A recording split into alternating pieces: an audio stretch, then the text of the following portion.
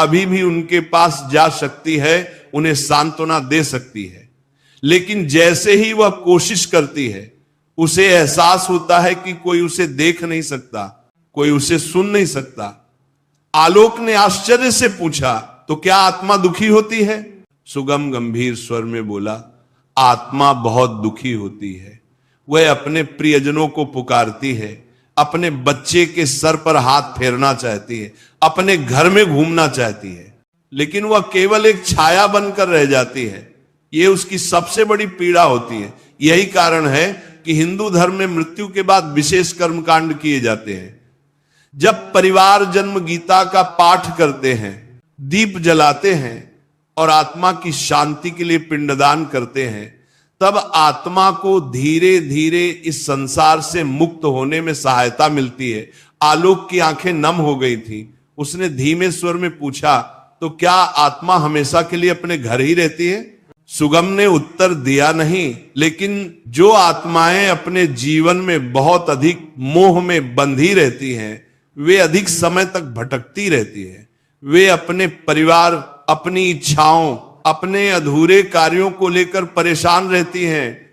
उन्हें यह स्वीकार करने में समय लगता है कि अब वे इस संसार का हिस्सा नहीं रही। यही कारण है कि मृत्यु के बाद परिवार को आत्मा की शांति के लिए कर्मकांड करने चाहिए, ताकि आत्मा इस मोह से मुक्त हो सके और अपनी आगे की यात्रा कर सके।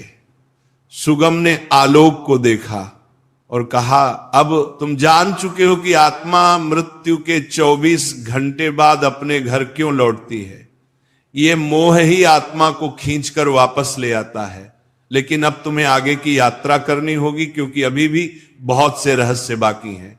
आलोक ने सुगम के चरणों में सिर झुकाया और कहा कि दिव्य पक्षी, आपने मुझे अनमोल ज्ञान दिया। अब मैं जानना चाहता हूं कि जब आत्मा मोह से मुक्त हो जाती है, तब उसकी आगे की यात्रा कैसी होती है? सुगम ने गंभीर स्वर में कहा, वत्स, यदि तुम सच में जानना चाहते हो तो तुम्हें अपनी यात्रा जारी रखनी होगी। आगे तुम्हें और भी गूढ़ रहस्य ज्ञात होंगे। जाओ और आगे बढ़ो। आलोक ने सिर झुकाया और अब अपनी यात्रा के तीसरे पड़ाव पर पहुंच चुका था। जंगल का घनत्व थोड़ा कम होने लगा था और वातावरण में एक अलौकिक शांति थी। पक्षियों का मधुर गान, मंद मंद बहती हवा और चारों ओर हरी भरी भूमि, यह स्थान किसी दिव्य लोक का आभास करा रहा था। तभी उसकी दृष्टि सामने खड़ी एक अद्भुत गोमाता पर पड़ी। यह कोई साधारण गाय नहीं थी। इसके शरीर से एक दिव्य प्रकाश निकल रहा था और इसकी आंखों में गहरी करुणा तथा ज्ञान की झलक थी। आलोक ने श्रद्धा से झुककर गौ माता को प्रणाम किया।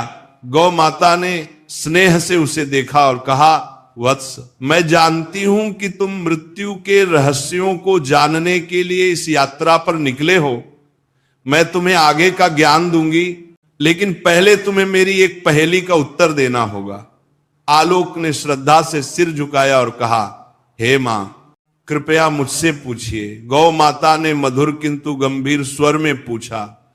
मनुष्य अपने जीवन में कई चीजों को संजोता है, धन, परिवार, प्रतिष्ठा, ज्ञान, लेकिन बताओ उसके लिए सबसे महत्वपूर्ण संपत्ति कौन सी है, जो मृत्यु के बाद भी उसके साथ जाती है? आलोक गहरे चिंतन में पड़ गया।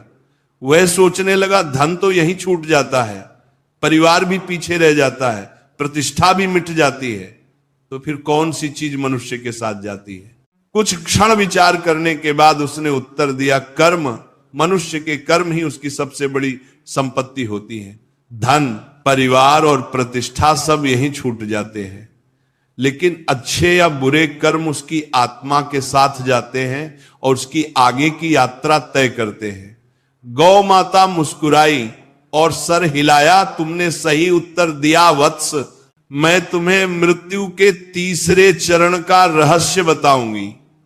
गौ माता ने अपनी आंखें बंद की और उनके चारों ओर एक दिव्य आभा फैल गई। उन्होंने गहरे स्वर में कहना शुरू किया, जब आत्मा मृत्यु के बाद अपने मोह से मुक्त हो जाती है, तब उसका सामना अपने कर्मों से होता है। आत्मा को अपने संपूर्ण जीवन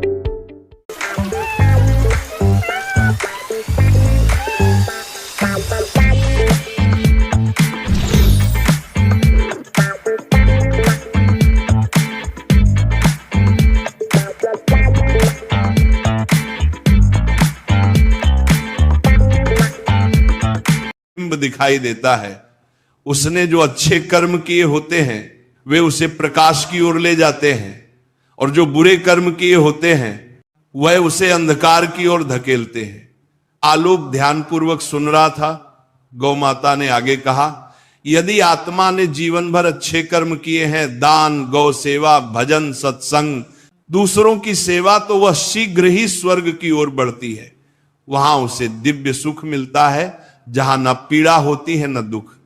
लेकिन यदि उसने पाप किए हैं, अत्याचार, छल, क्रोध, अहंकार, हिंसा, तो उसे यमलोक में जाना पड़ता है, जहां उसके कर्मों के अनुसार उसे दंड भोगना पड़ता है। आलोक ने प्रश्न किया, हे माता, क्या मनुष्य अपने कर्मों को बदल सकता है? क्या मृत्यु के बाद उसका भाग्य तय हो जाता है?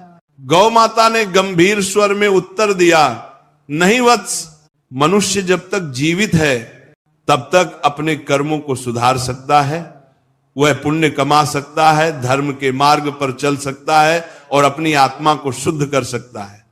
लेकिन मृत्यु के बाद उसे वही भोगना पड़ता है जो उसने संचित किया है। इसलिए हिंदू धर्म में गौ सेवा, दान, भजन, कीर्तन और सत्संग का बहुत महत्व है। जब मनुष्य गौ माता की सेवा करता है तो वह अपने पापों का नाश करता है। गाय केवल एक पशु नहीं है, यह स्वयं धर्म का प्रतीक है। इसके स्पर्श से ही पाप नष्ट हो जाते हैं और इसकी सेवा करने से पुण्य संचित होते हैं। गौ माता ने आगे समझाया, वत्स, जब आत्मा अपने कर्मों का लेखा जोखा देखती है तब उसे पता चलता है कि उसने जीवन में क्या अर्जित किया। जो पवित्र आत्माएं होती हैं वे आनंद से आगे बढ़ती हैं, लेकिन जो पापी आत्माएं होती हैं वे भय से कांपती हैं। वे सोचती हैं कि यदि उन्हें दूसरा जन्म मिले तो वे अपने जीवन को सुधार लेंगी, लेकिन तब तक बहुत देर हो चुकी होती है। आलोक की आंखों में चिंता झलकने लगी। उसने श्रद्धा से कहा, हे गौ माता, आपने मुझे एक बहुत बड़ा ज्ञान दिया है। अब मैं अपने कर्मों पर और ध्यान दूंगा ताकि जब मेरी मृत्यु हो तो मुझे यमलोक में ना जाना पड़े। गौ माता ने आशीर्वाद दिया और कहा, वत्स, तुम्हारी यात्रा अभी समाप्त नहीं हुई है, आगे तुम्हें और भी रहस्य जानने हैं। जाओ और अपनी यात्रा जारी रखो। आलोक ने गौ माता के चरणों में सिर झुकाया और पुनः अपनी यात्रा के अगले चरण की ओर बढ़ चला। आलोक की यात्रा अब अपने अंतिम पड़ाव की ओर बढ़ रही थी। वह चलते चलते एक विशाल नदी के किनारे आ पहुंची। यह कोई साधारण नदी नहीं थी। इसका जल कहीं शीतल और निर्मल दिख रहा था तो कहीं रक्त और अग्नि की लपटों से भरा हुआ प्रतीत हो रहा था। नदी के किनारे एक दिव्य देवी प्रकट हुई। उनके तेज से पूरा वातावरण आलोकित हो उठा। वे सौम्य किंतु प्रभावशाली थी, मानो साक्षात ज्ञान और शुद्धता की मूर्ति हो। आलोक ने श्रद्धा से झुककर उन्हें प्रणाम किया। देवी मुस्कुराए और मधुर स्वर में बोली, वत्स, मैं जानती हूं कि तुम मृत्यु के रहस्य को समझने के लिए इस कठिन यात्रा पर आए हो। मैं तुम्हें वैतरणी नदी का रहस्य बताऊंगी, लेकिन पहले तुम्हें मेरी एक पहेली का उत्तर देना होगा। आलोक ने सर झुकाकर कहा, हे मां, कृपया पूछिए। देवी ने गंभीर स्वर में पूछा, बताओ वत्स, इस संसार में मनुष्य का सबसे बड़ा भ्रम क्या है?